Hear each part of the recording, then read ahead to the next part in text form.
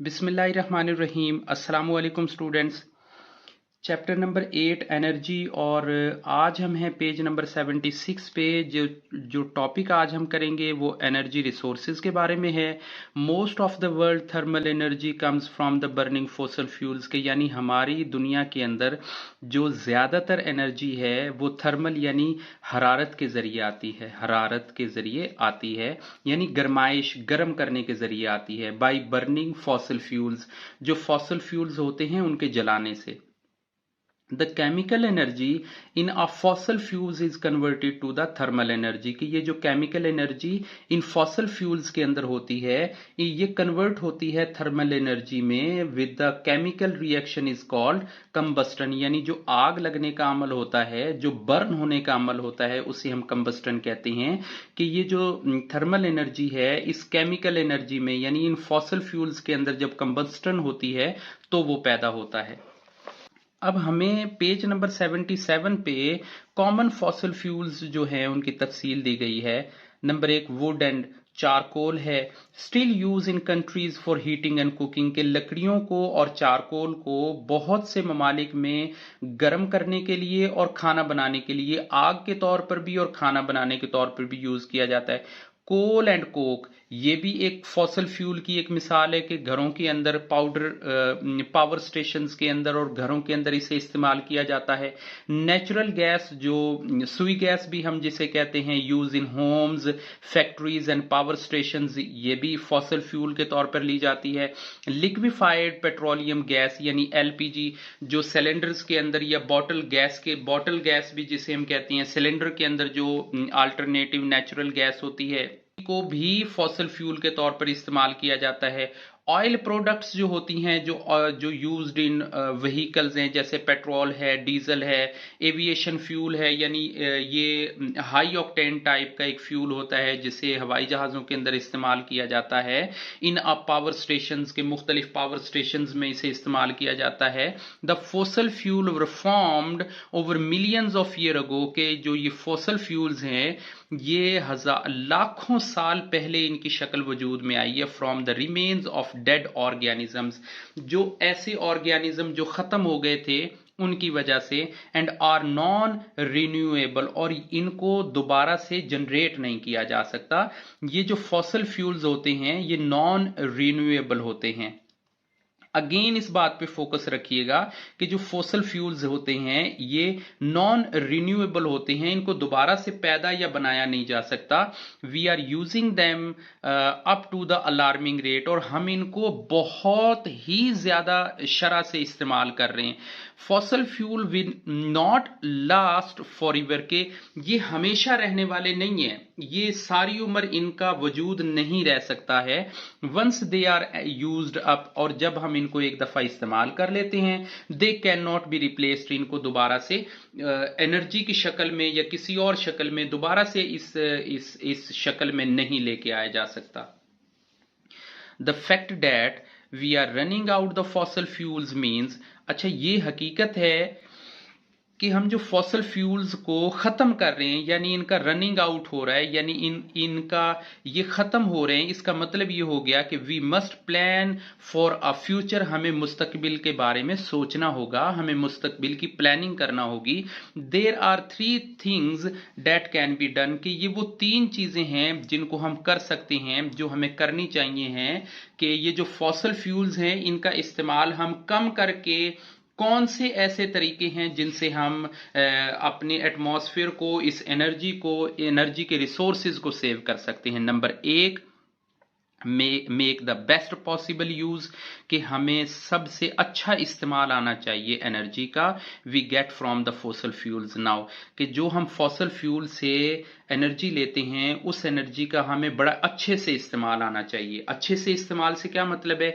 देखें, गाड़ी खड़ी हुई है लेकिन वो स्टार्ट हालत में है, जरूरत नहीं है कि उसे स्टार्ट हालत में होना चाहिए, लेकिन जैसे वो स्टार्ट हालत में रहेगी, अब ये फॉसल फ्यूल जो उसे मूवमेंट यानी काइनेटिक एनर्जी के लिए इस्तेमाल होना था वो जाया हो रहा है। Find new sources of energy, हमें नए सोर्सेज जो हैं, नए जराए, नई ऑप्शंस को सर्च करना होगा जो एनर्जी के लिए आए। For fuels do not have to be burn, कि जिनसे हम इन फॉसल फ्यूल्स को न जलाएं, यानी हम फॉसल फ्यूल का इस्तेमाल ना करें। इसके लिए हमें कुछ और रिसोर्सेज के बारे में, कुछ और सोर्सेज के बारे में, जो नए जराए हैं उनके बारे में सोचना होगा। Find alternative fuels for coal, oil and gas, कि हमें मुतबादिल जो गैस और कोयला और गैस और ऑयल से पैदा होने वाली एनर्जी है, इनका हमें मुतबादिल देखना होगा। यानी वो 3 पॉइंट जिनका हमने ध्यान रखना है। अब सबसे पहले जो बर्निंग फॉसल फ्यूल्स होते हैं, जो जलने वाले फॉसल फ्यूल्स हैं, जिनमें पेट्रोल है, डीजल है, एविएशन फ्यूल है, एलपीजी है, नेचुरल गैस है, कोक एंड कोक है, कोल एंड कोक है, वुड एंड चारकोल है, या ऑयल प्रोडक्ट्स, जो कुछ भी है, नॉन रिन्यूएबल जो सोर्सेज, जो फॉसल फ्यूल्स हैं, उनके बारे में अब हम पढ़ते हैं कि when fossil fuel are burn, जब इन फॉसल फ्यूल को जलाया जाता है, carbon dioxide and other harmful gases are released, तो कार्बन डाइऑक्साइड और हार्मफुल गैसेज रिलीज होती हैं हवा के अंदर। सबसे पहला काम तो ये होता है।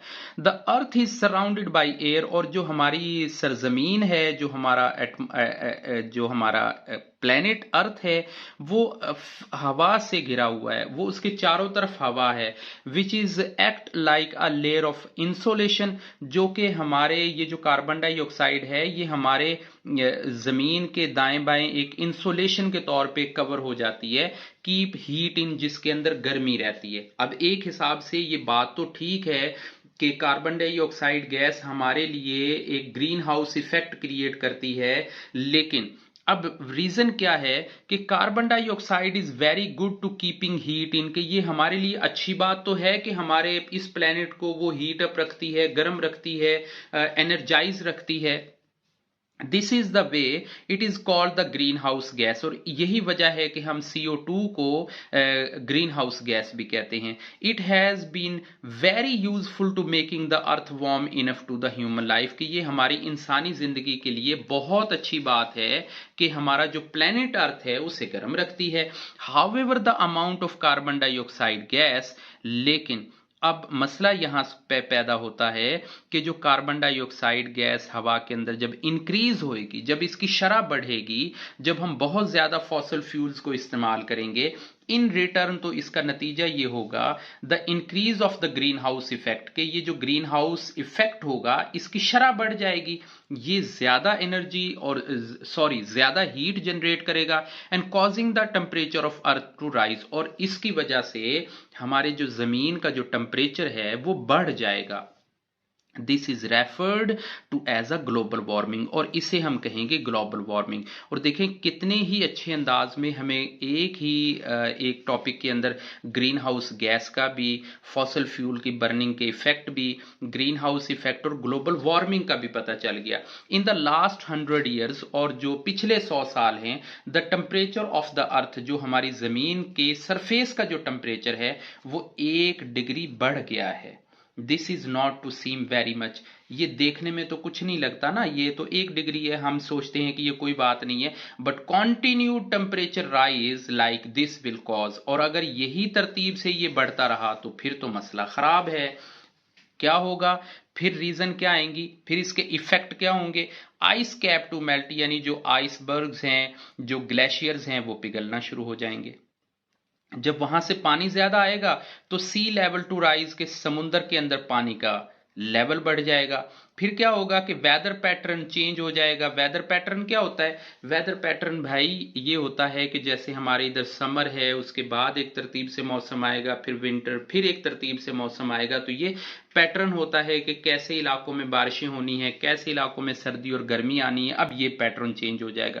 फ्लडिंग आएंगी, low layer a part of the world more deserts, यानी सहरा ज्यादा बन जाएंगे, ड्रॉट्स ज्यादा आ जाएंगे। ड्रॉट का मतलब कि कहत ज्यादा आ जाएगा ना, जब बारिशें होंगी बेतरतीब, जब पानी आएगा बहुत ज्यादा, फ्लड आएंगे, ड्रॉट्स हो जाएंगे, कहत साली आ जाएगी।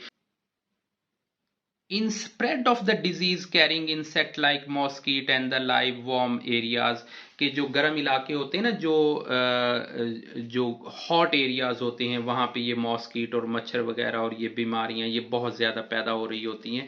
सो ये जो एनर्जी के रिसोर्सेज हैं इनके बारे में हमें ख्याल रखना पड़ेगा। ये टॉपिक बहुत अहम है और इस टॉपिक को आप कोशिश कीजिएगा 2-3 बार सुने या पढ़ें और रीड करें अच्छे से, इसका कंसेप्ट क्लियर होना चाहिए। नेक्स्ट वीडियो में मिलेंगे, तब तक के लिए अल्लाह हाफिज़।